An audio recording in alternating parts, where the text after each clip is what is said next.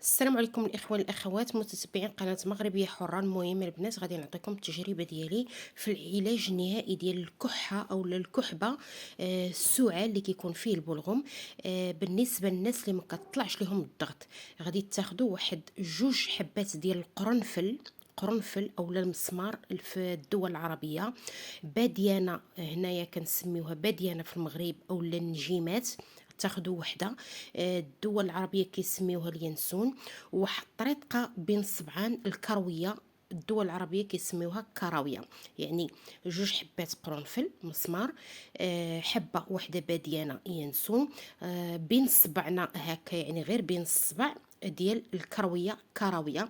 غديريهم في كاس كبير ديال الماء في الليل، غادي تعمري على الكاس وتشربي وتنعسي بالصحه والسلامه.